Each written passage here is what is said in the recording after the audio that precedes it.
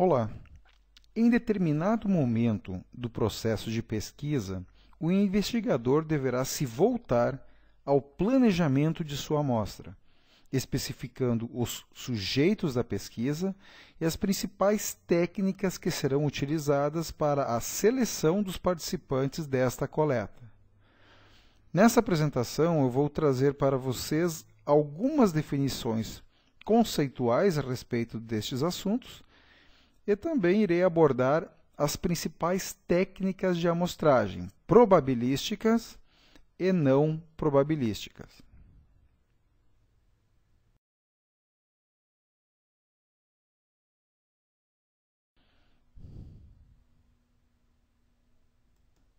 Inicialmente, vou abordar alguns conceitos que são importantes para a compreensão deste tema. Bem, a maioria dos projetos de pesquisa tem como propósito coletar informações sobre determinadas características ou parâmetros de uma população.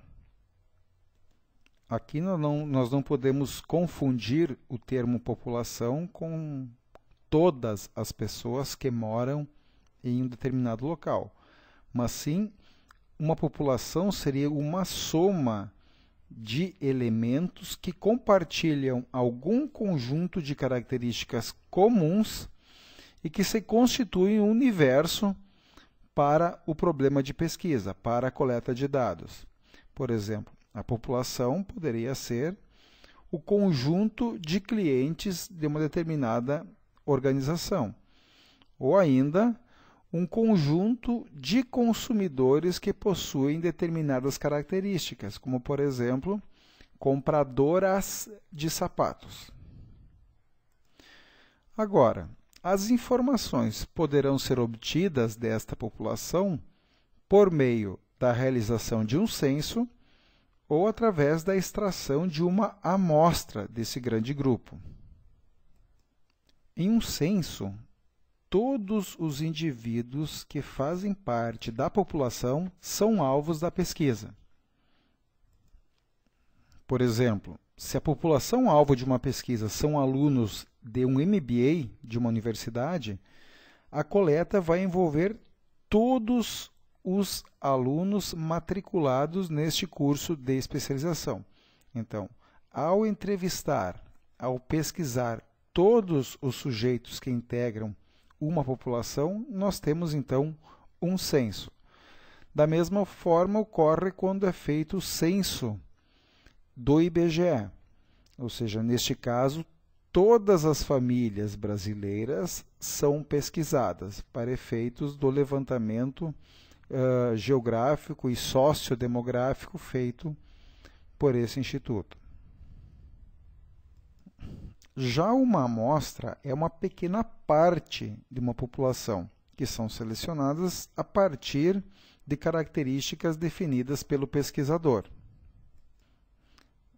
Essas características também podem ser chamadas de estatísticas, elas são usadas para efetuar possíveis inferências sobre os parâmetros populacionais. A amostra deve ser utilizada quando nós temos uma limitação de recursos ou de tempo, ou até mesmo porque a população talvez seja num volume excessivamente grande, o que não permite uma coleta rápida para a obtenção dos dados. Um processo de planejamento dessa amostra começa com a especificação, então, da população-alvo, ou seja, quem deve ser pesquisado. Depois devemos identificar o chamado arcabouço amostral, ou seja, onde nós iremos localizar os sujeitos que participarão dessa pesquisa. Logo depois, iremos optar pela técnica de amostragem mais adequada, ou seja, vamos decidir se vamos usar uma amostra probabilística ou não probabilística. Em seguida, procuraremos identificar o tamanho da amostra, ou seja, quantas pessoas serão incluídas, entrevistadas para serem inseridas neste estudo. Convém salientar que muitas vezes uma decisão para o tamanho diz respeito à importância da decisão que se quer ter. Ou seja, se eu preciso de uma definição mais específica e mais acurada dos resultados, eu preciso de uma amostra maior. Mas também eu tenho que ter ciência que, à medida que eu aumento o tamanho da amostra, também aumenta o custo para a obtenção desses resultados, porque se torna mais caro e o tempo também se torna maior. A opção seria a seguinte: para pesquisas com características exploratórias, o tamanho da amostra geralmente é pequeno, pois não se pretende generalizar resultados. Já para as pesquisas de caráter descritivo, neste caso são recomendadas amostras maiores. E em seguida, então, se faz a execução do processo de amostragem, que nada mais é que o detalhamento de como as decisões sobre o planejamento da amostragem, no que diz respeito à população, ao arcabouço amostral, à unidade amostral, à técnica da amostragem, até mesmo o tamanho dela, vão ser postas em prática. Por exemplo, digamos que você vai entrevistar famílias em suas residências. Uma decisão a ser tomada é quem dentro da residência será entrevistado. Ou ainda outra definição: se o pesquisador chegar até a casa e não tiver ninguém naquele momento, o que deverá ocorrer? Ele deverá pegar a próxima casa direita, a próxima casa esquerda, ou voltar em uma outra oportunidade para fazer a coleta com alguém que esteja presente naquela residência em outro momento. Ou seja, essas definições precisam ser tomadas anteriormente, a priori, para que se possa ter um processo mais acurado e com maior índice de confiabilidade. Em seguida, abordaremos, então, as duas principais técnicas de amostragem, não probabilística e probabilística.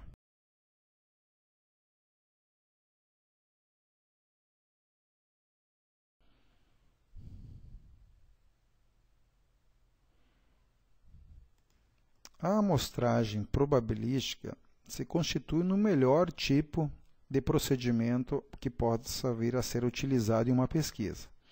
Entretanto, ele também é o mais complexo de ser operacionalizado.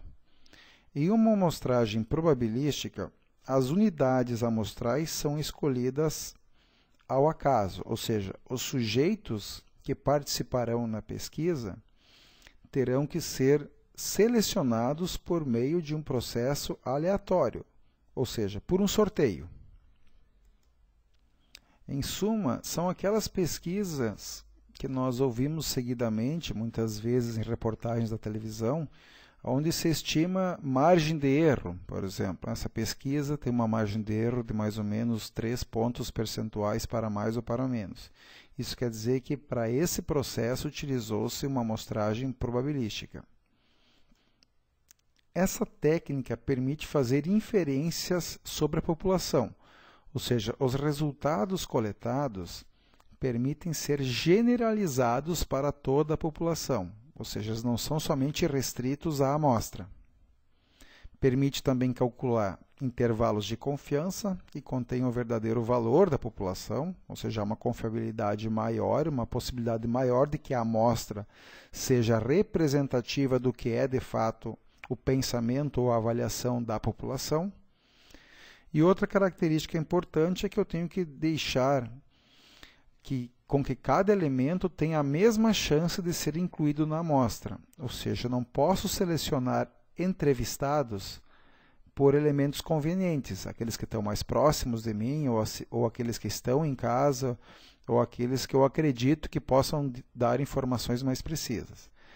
Como cada um tem que ter a mesma chance, convém-se que se utilize um método, como um sorteio, por exemplo, para selecionar os participantes desse tipo.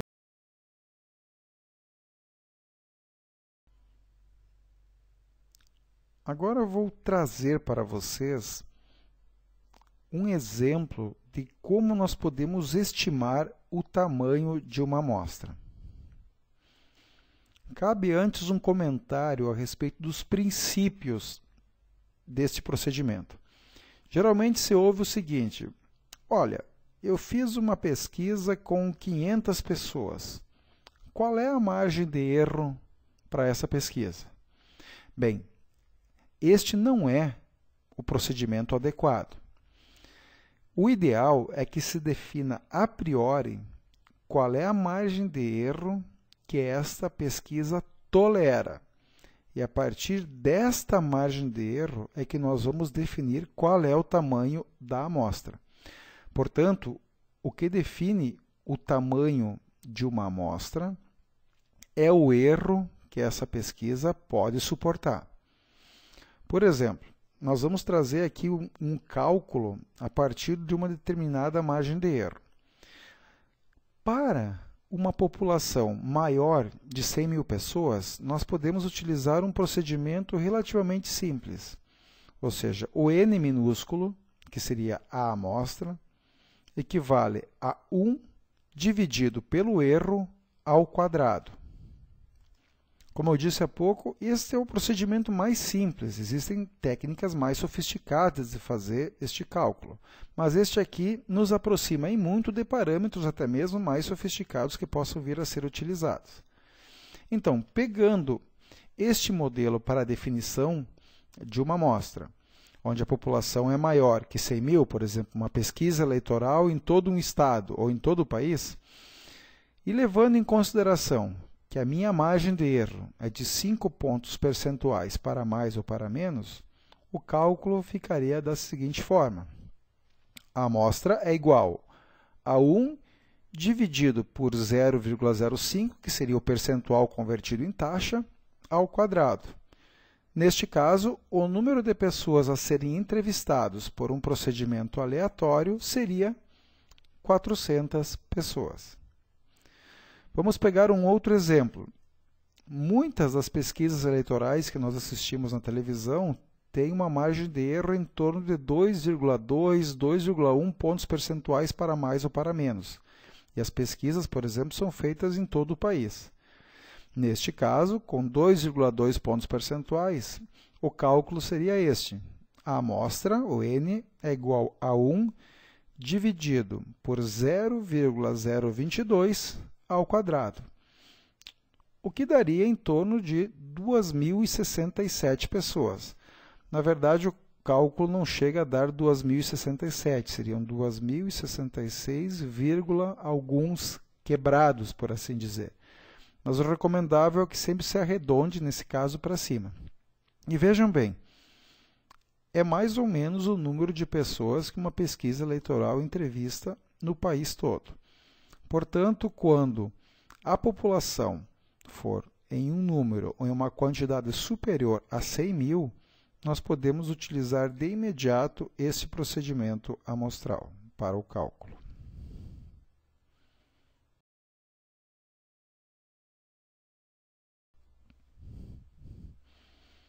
Entretanto, a maioria das populações não atinge muitas vezes 100 mil. Por exemplo, uma carteira de clientes de uma empresa, são raras aquelas que possuem uma quantidade tão grande. Então, nessas situações, nós precisamos realizar um ajuste desta amostra. Entretanto, antes desse ajuste, o ideal é que você faça o cálculo da amostra com essa população tendendo ao infinito, que se chama, ou seja, vou fazer um cálculo como se a população fosse superior a 100 mil. Então, eu uso o mesmo processo adotado no slide anterior. 1 dividido pelo erro ao quadrado. Pegando o mesmo exemplo que usamos anteriormente, uma margem de erro de 5 pontos percentuais para mais ou para menos, me daria, então, uma amostra de 400 pessoas a serem entrevistadas. Mas digamos, então, que a minha população, a minha carteira de clientes, por assim dizer, não seja superior a 100 mil. Na verdade, que ela seja de somente 800 clientes. Neste caso, então, eu não teria que entrevistar as 400 pessoas. Eu tenho que fazer um ajustamento.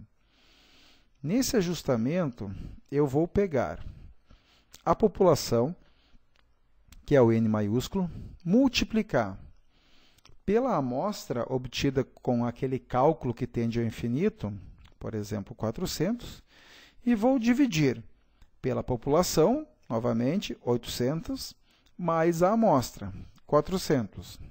Ou seja, nós temos, então, este procedimento. Os resultados desta multiplicação e desta soma são 320.000 dividido por 1.200. Ou seja, para que eu colete uma amostra que tem uma margem de erro de 5 pontos percentuais para mais ou para menos em uma população de apenas 800 indivíduos, eu teria que entrevistar, então, 267 pessoas. Recapitulando, então, a amostra sendo inferior, perdão, a população sendo inferior a 100.000, eu inicialmente efetuo o cálculo do tamanho da amostra como se a população fosse superior a esses 100.000, que seria o caso aí do 1 dividido pelo erro ao quadrado, onde nesse exemplo de 5 pontos percentuais para mais ou para menos eu teria 400 pessoas. E após identificar o tamanho da amostra com a população tendendo ao infinito, eu faço um ajustamento da amostra, já que a população é menor que 100.000. Nesse exemplo aqui, eu coloquei que a população era de somente 800 pessoas. Então, eu utilizo a população, multiplico pela amostra e divido pela população mais a amostra. No exemplo aqui, 800 vezes 400 dividido por 800 mais 400. O resultado dessa divisão vai nos dar o número de pessoas que eu preciso entrevistar para ter a margem de erro de 5 pontos para mais ou para menos em uma população de 800 pessoas. Sugiro, inclusive, que vocês procurem fazer esse cálculo com outras margens de erro e até mesmo com outros tamanhos de população para exercitarem esse tipo de identificação de tamanho.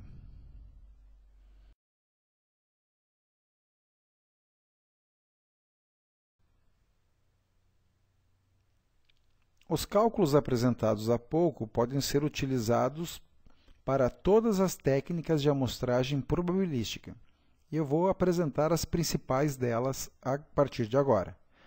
A primeira seria a amostragem aleatória simples. Neste caso, cada elemento da população tem a mesma chance de ser selecionado para participar da amostra. Nesse caso, a amostra é extraída de um arcabouço amostral por um processo totalmente aleatório, ou seja, por um sorteio. Isso seria equivalente a um sistema de loteria, por exemplo, em que todos os nomes da população são colocados numa urna, essa urna seria agitada e o nome dos ganhadores, no caso a amostra, são extraídos de uma maneira não tendenciosa. Ou como se fosse o caso de um bingo, onde todos os sujeitos da população fossem incluídos naquele globo e se tirariam do globo a quantidade de pessoas que deveriam participar da amostra. No caso do exemplo citado anteriormente, para 800 clientes, teriam que ser selecionados aleatoriamente 267 pessoas que participariam daquela amostra.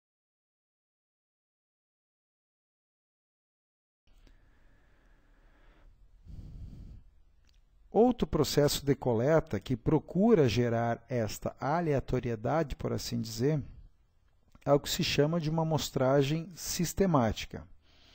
Como definição, esse é um tipo de amostra onde os sujeitos são selecionados identificando-se um ponto de partida aleatório para a coleta, e aqui se diz, tomando-se cada iésimo elemento sucessivamente do arcabouço amostral.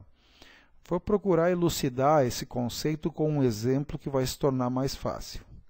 Digamos que eu tenha na universidade 2.000 alunos de um determinado curso. E eu gostaria de fazer uma pesquisa para verificar a satisfação desses alunos com relação ao processo político-pedagógico. Digamos que na definição, a partir do erro, o cálculo dissesse que eu teria que entrevistar em torno de 200 pessoas. A partir de agora, eu teria que estabelecer um processo aleatório para a seleção dessas 200 pessoas dentro da população de 2.000. O que eu faria inicialmente seria dividir a população pela amostra. Isso quer dizer que, dentre os participantes, dentre toda a população, a cada 10 pessoas, uma deveria ser entrevistada. Esse 10 também seria aquele iésimo que se apresentou há pouco no conceito. Então, o ideal é que eu fizesse inicialmente um sorteio de um número aleatório de 1 a 10. Digamos que o número sorteado foi o número 2. A partir daí, eu trataria de listar todos os meus alunos por algum tipo de critério específico. Nesse exemplo aqui, digamos que eu tivesse os 2.000 alunos listados por ordem de data de nascimento, ou ainda por ordem de idade. Onde vocês podem ver aqui neste exemplo, que eles estão codificados de 1 a 38, aqui somente, mas seria de 1 a 2.000, onde eu tenho desde os alunos mais jovens, que estudam no curso, com 16 anos, 16, depois vem os alunos com 17 anos, depois com 18 anos, depois com 19, e assim sucessivamente, em ordem de idade.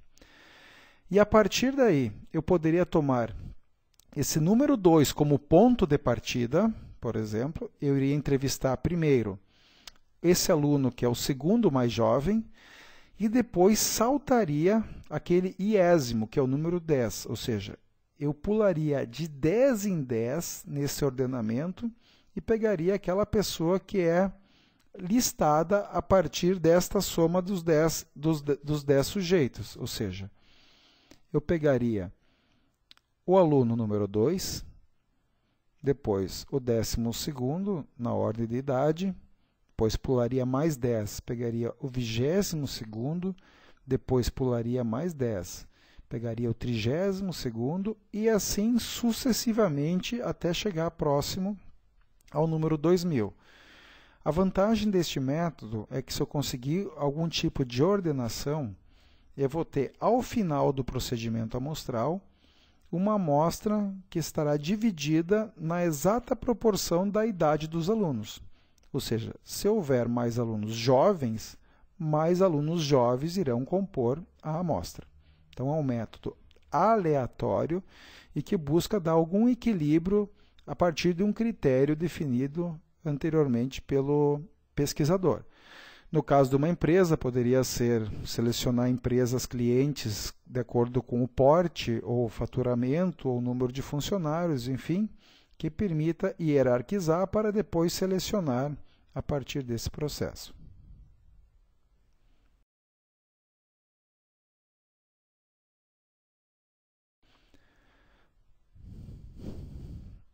Outro método bastante utilizado é o chamado processo de amostragem por conglomerados. Neste caso, a população-alvo ela é separada em subpopulações, geralmente caracterizados aqui como conglomerados. Esses conglomerados podem ser regiões do país, estados, regiões de um estado, cidades ou até mesmo bairros ou ruas em um determinado município. A partir desta seleção, desta subpopulação, se escolhe um processo aleatório para que se possam obter dentro daquele agrupamento as pessoas que deverão participar da amostra. Este é um método, por exemplo, não muito utilizado para as pesquisas mais comuns, mas muito adotado para procedimentos onde a coleta envolve grandes regiões, como, por exemplo, uma pesquisa eleitoral. Digamos que na pesquisa eleitoral eu precisasse entrevistar 2.000 pessoas no Brasil todo. Eu teria que fazer, a partir dessa identificação, uma subdivisão de acordo com a participação de eleitores em cada região. Digamos que a região sudeste concentra 50% dos eleitores de um país. Portanto, daquelas 2.000 pessoas, 1.000 deveriam ser entrevistadas na região sudeste.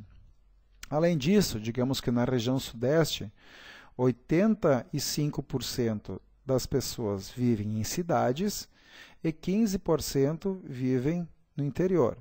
Então, neste caso, daquelas 1.000, eu teria que entrevistar 850 pessoas em centros urbanos e 150 em comunidades rurais. E ainda poderia subdividir em estratos, de acordo com sexo, coisas do gênero. Portanto, dessa forma, eu teria uma representação da população a partir de características de determinados locais ou regiões. Então, isso é um exemplo do que se poderia constituir uma.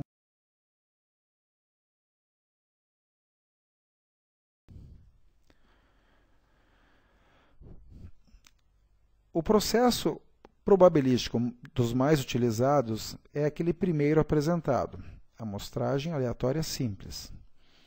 Um dos mais utilizados, além daquele, é a amostragem estratificada.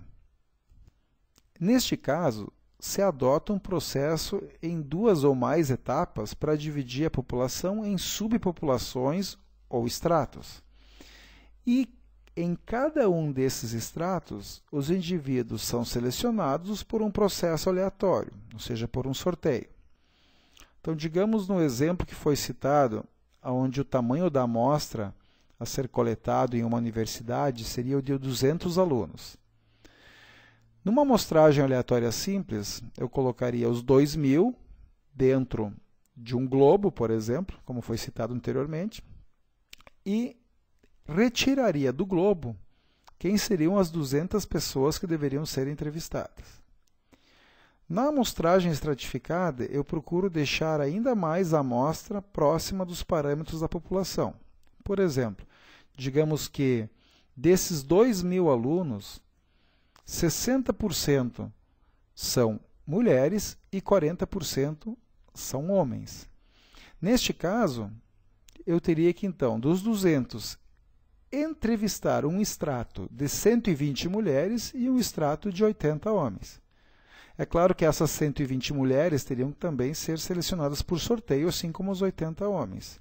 Mas dividindo de acordo com outras características da população, como sexo, idade ou estado civil, por exemplo, eu me aproximaria ainda mais com esta amostra do que é, de fato, a população a ser pesquisada.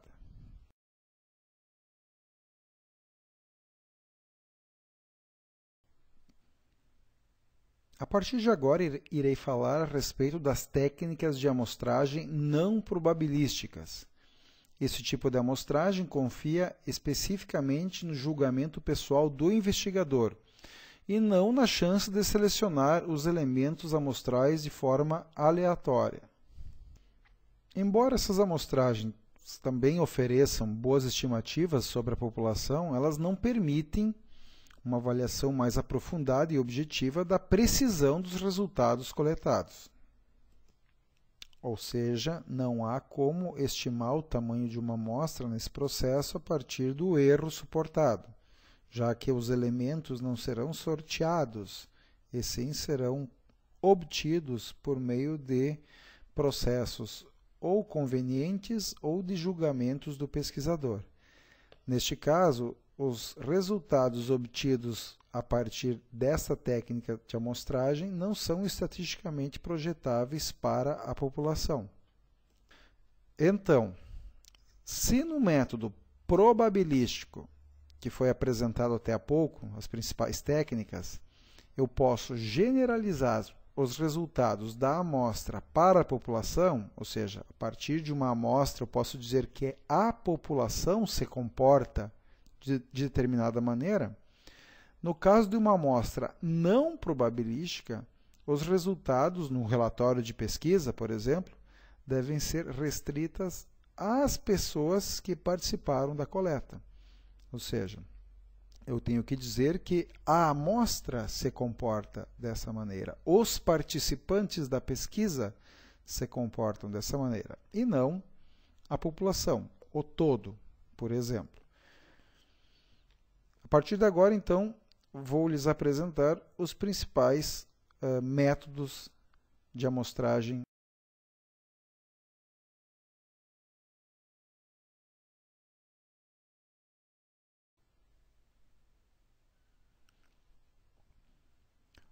O mais conhecido dentre todos eles é a amostragem não probabilística por conveniência.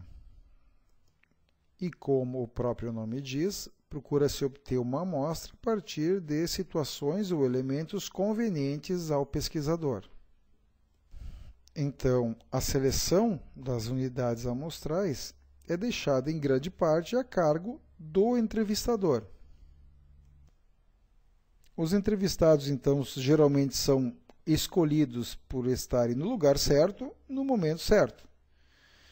E como eu falei anteriormente, como eles são coletados por elementos convenientes, não se permite generalizar resultados sobre a população. Vejam aqui alguns exemplos de amostragem por conveniência. Quando eu vou coletar dados em locais que há grandes grupos de pessoas, isso facilita a coleta e permite fazer esse levantamento de uma forma mais rápida. Então, eu posso ir em escolas, universidades, igrejas, festas comunitárias.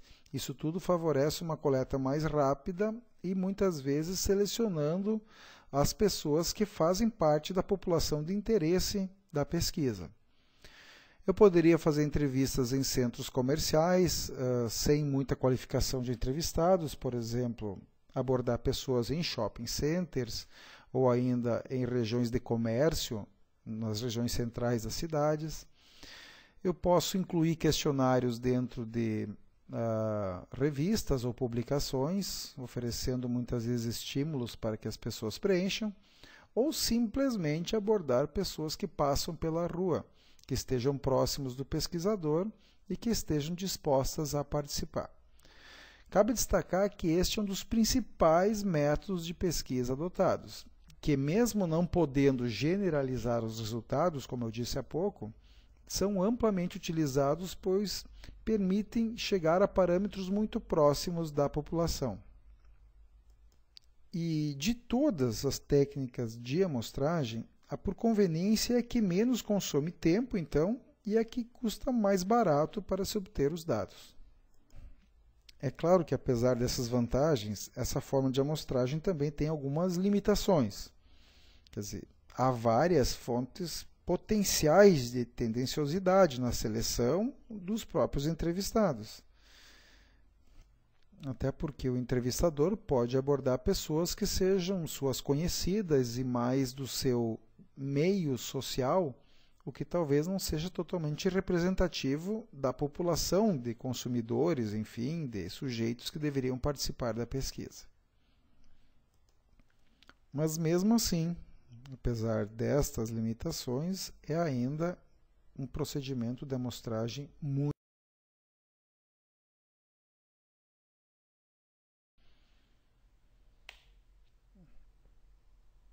Outro processo de amostragem é a amostragem por julgamento. Neste caso, as pessoas participantes são escolhidas com base no julgamento do pesquisador. No caso, o pesquisador, exercendo o seu julgamento ou ainda aplicando a sua experiência acumulada, seleciona as pessoas a serem incluídas na amostra por considerar que elas são representativas da população de interesse. Por exemplo, se você vai fazer um estudo específico sobre aventuras ou esportes radicais, será melhor você abordar pessoas que praticam essas atividades do que aquelas que não têm muita experiência a respeito. Nesse caso, você vai julgar que as pessoas envolvidas com esse tipo de esporte podem dar informações mais precisas a respeito das razões e motivações para realizarem essa prática. Este é um método bastante usado nas pesquisas de caráter exploratório, por exemplo, um focus group. Você vai fazer um focus group sobre consumidores de vestuário ou consumidores de moda.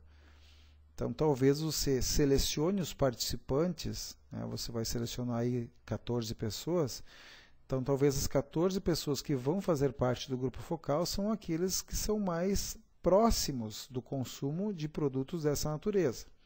Ou seja, você percebe que são pessoas mais descoladas, por assim dizer, que se vestem de forma mais moderna, que são mais sofisticados nesse sentido, que procuram sempre estar na vanguarda das tendências de moda, acreditando que talvez pessoas com tais características permitam oferecer informações mais precisas ou mais valiosas para aprofundar o entendimento do pesquisador sobre um determinado tema, neste caso, sobre a moda.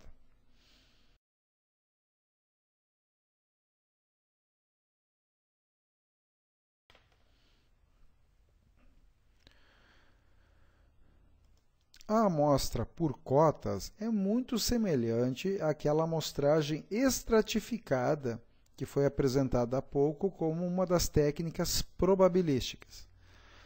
Na amostra por cotas também se consiste em definir uma amostra com base em mais de um estágio.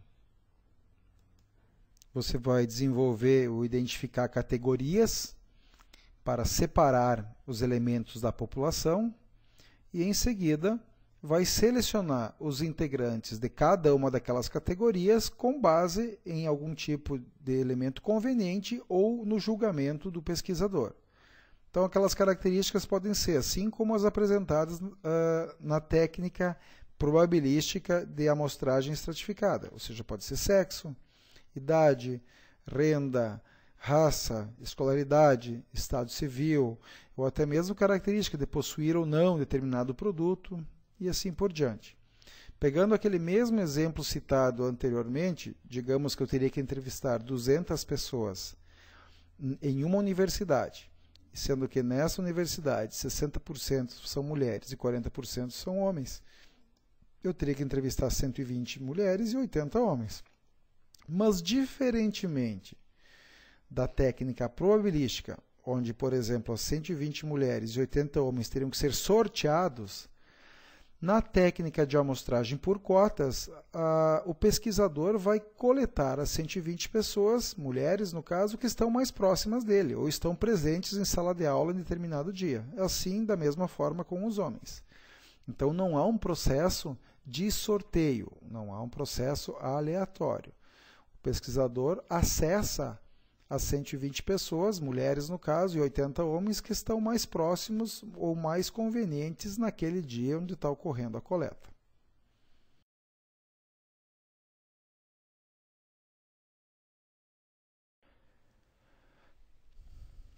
E por fim, temos a amostragem não probabilística por bola de neve, ou snowball. Neste caso, se seleciona um grupo de pessoas, de participantes, de forma aleatória, e após essas pessoas serem abordadas e pesquisadas, elas são solicitadas a identificarem outras pessoas que pertencem à mesma população-alvo do seu interesse. Os próximos entrevistados são selecionados com base nessas referências anteriores. Esse processo, então, pode ser executado em ondas sucessivas, onde se obtém informações a partir desse efeito, por assim dizer, bola de neve. O objetivo principal desse tipo de amostragem é estimar características de uma determinada população bem específica e que muitas vezes é difícil do próprio entrevistador localizá-la. Por exemplo, naquela mesma linha de pessoas que praticam esportes radicais. Digamos que você queira obter dados de pessoas que fazem trilhas de moto por matos e pelo interior, ou ainda de pessoas que são os chamados jipeiros, que usam seus veículos também para fazer trajetórias de campo com uma maior emoção, digamos assim, ao fazer tais trilhas. Bem, essas pessoas nem sempre são identificadas claramente na sociedade, pois elas não andam frequentemente com esses jipes no dia a dia ou com essas motos. Então, caberia inicialmente você identificar um desses sujeitos, digamos que possui esse jipe, você o entrevista e, a partir dessa entrevista, solicita que ele indique mais 2 ou 3 pessoas, para que participem da pesquisa e que, é claro, são sujeitos que praticam o mesmo esporte. A partir dessa indicação, você vai em direção àquelas 2 ou 3 pessoas, as entrevista e assim solicita àquelas que indiquem mais 2 ou 3 pessoas. E isso vai ocorrendo, então, em ondas, o que acaba formando essa chamada bola de neve, ou seja, a amostra vai aumentando a partir de indicações de novos participantes que são especificadas pela própria amostra. Esta atividade facilita, então, ao pesquisador quando ele precisa identificar pessoas que tenham características muito particulares e que nem sempre são facilmente localizáveis, por assim dizer, de uma forma mais ampla. Ou são grupos fechados, ou são confrarias, ou pessoas com hábitos de vida e de consumo bastante restritos. Então, esse processo amostral facilita bastante a obtenção de sujeitos participantes de uma pesquisa específica.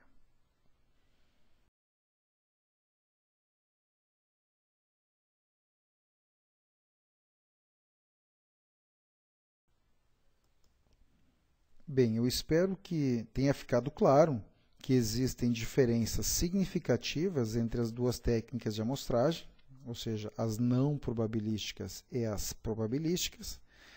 Nas amostras não probabilísticas, os resultados não podem ser generalizados, ou seja, as considerações, as conclusões obtidas devem ser restritas ao grupo de pessoas que participou da pesquisa. E, neste caso, o número de participantes fica a critério do pesquisador, embora possam até ser utilizados parâmetros obtidos pelo tamanho da amostra com base numa amostra probabilística, embora, é claro, mesmo assim os resultados não possam ser generalizados. No caso das amostras probabilísticas, elas permitem que você obtenha informações a partir de um grupo de pessoas e que você generalize as conclusões para toda a população, e, é claro, respeitando a margem de erro definida. Nestas amostras probabilísticas, o erro que você está disposto a suportar é que vai ajudar a determinar o número de pessoas que vão ser entrevistadas.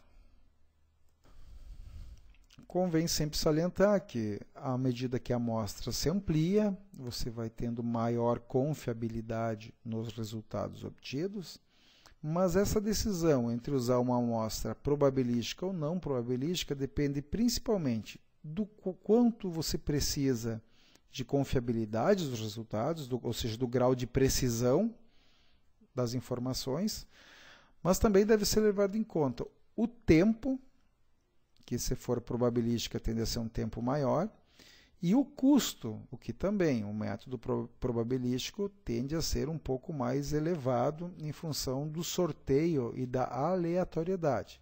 Quer dizer, se você selecionou o sujeito X para participar de uma amostra probabilística e ele não está em casa naquele dia, você terá que muitas vezes voltar outras vezes até que você o encontre. Já no método não probabilístico, se a pessoa não quiser participar, você simplesmente busca outras para poder cumprir a sua cota, digamos assim, de entrevistados.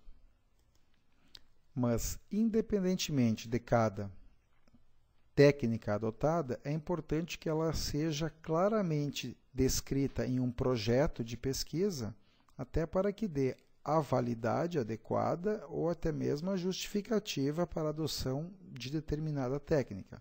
É importante sempre às outras pessoas que vão acessar os resultados da pesquisa que elas tenham claramente quais foram os procedimentos amostrais adotados para a obtenção dos dados.